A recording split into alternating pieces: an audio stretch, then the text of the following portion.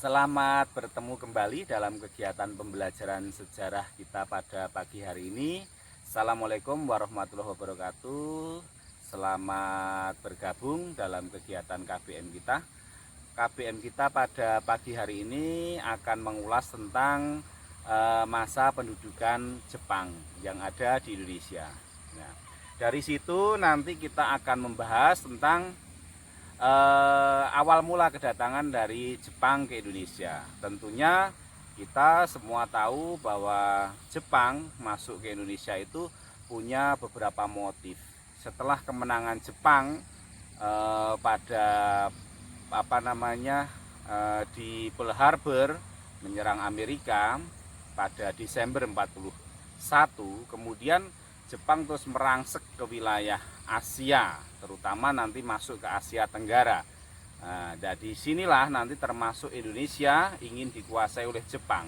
Tujuan dari Jepang untuk menguasai wilayah Asia termasuk Indonesia itu tidak lain adalah bagaimana Jepang untuk menguasai menjadi wilayah terkuat di Asia, termasuk untuk daerah pasaran industrinya, mencari bahan baku dan lain sebagainya. Hal ini tentunya menjadikan Jepang menjadi penjajah yang sangat rakus di wilayah Asia, karena bagaimana Jepang untuk berusaha persiapan dalam menghadapi serangan balik dari sekutu.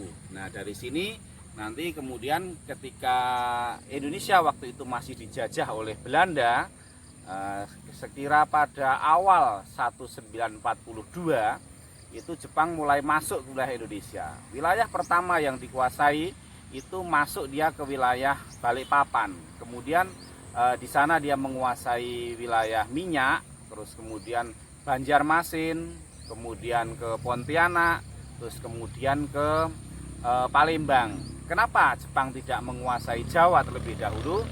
Jepang terlebih dahulu menguasai Palembang karena dianggap Palembang itu kaya akan sumber daya alam, batu bara, minyak sebagai operasional dari pesawat-pesawat Belanda. Sehingga diharapkan ketika Jepang menguasai Palembang, maka akan lumpuh armada-armada angkatan perang dari Belanda tersebut, dan akan memutus hubungan antara Belanda di Indonesia dengan Inggris di Singapura. Awal Maret 1942 itu Jepang sudah mulai masuk ke wilayah Batavia. Kemudian di sini sudah diantisipasi oleh Gubernur Jenderal waktu itu, jadi dengan memindahkan ibu kotanya ke Bandung. Bergeser ke Bandung.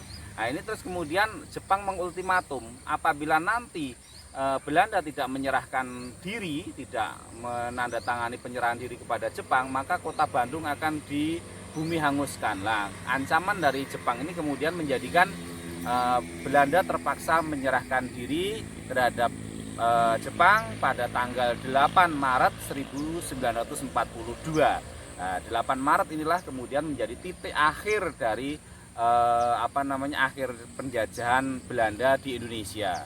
Nah, kalau untuk di wilayah Jogja sendiri itu Jepang masuk ke Jogja itu melalui Bandara Maguwo, Bandara Adi Sucipto sekarang. Jadi dari situ kedatangan Jepang itu kemudian dia berpawai jalan kaki dari bandara sampai ke Tugu kemudian ke selatan, masuk alun-alun, kemudian masuk Gedung Negara. Ini semuanya disambut dengan meriah oleh bangsa Indonesia, rakyat Jogja waktu itu. Kenapa disambut dengan meriah? Karena Jepang ini dianggap waktu itu sebagai saudara tua yang datang yang akan melindungi bangsa Indonesia, yang melepaskan bangsa Indonesia dari penjajahan Barat, bangsa Belanda yang sudah bertahun-tahun, sehingga waktu itu kedatangan Jepang itu sangat dieluk-elukan oleh rakyat Indonesia, oleh bangsa Indonesia. Yaitu seperti itulah ceritanya pada awal masa kedatangan Jepang di Indonesia.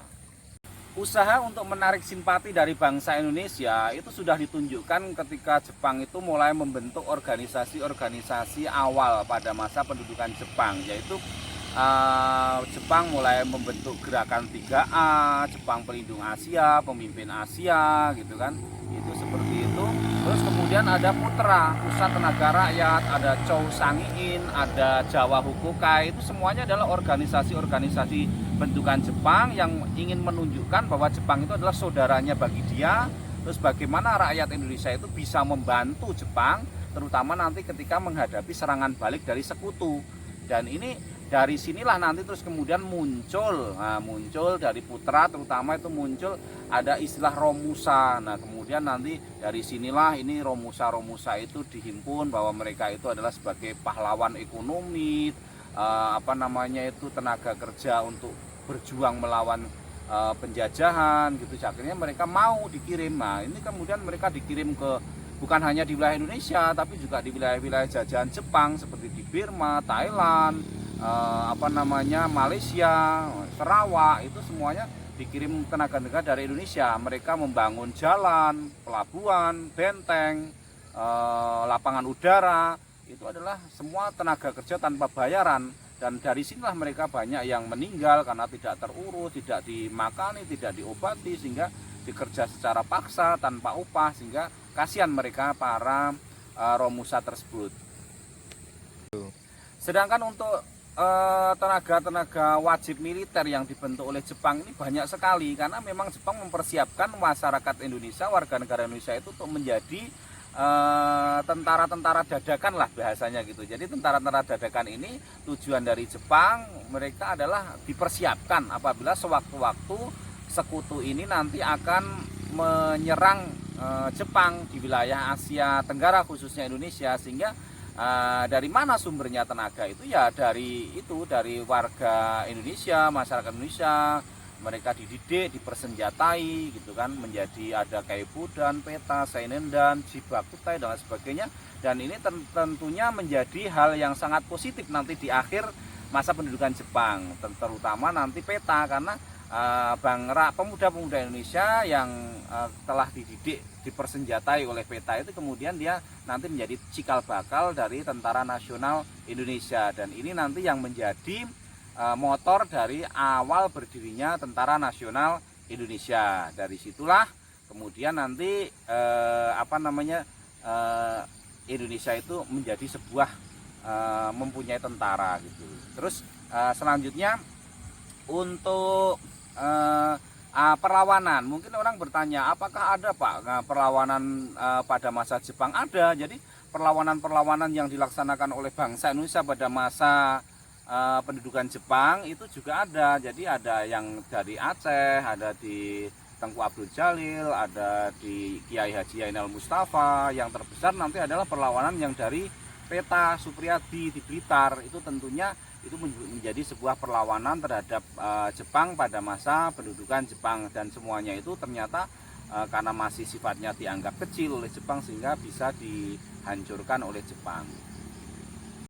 Akhir masa pendudukan Jepang di Indonesia itu diakhiri dengan ketika Jepang dibom atom oleh sekutu, dalam hal ini oleh Amerika Serikat, itu pada tanggal 6 dan 9 Agustus 1945, sehingga menyebabkan Jepang menyerah tanpa syarat kepada sekutu.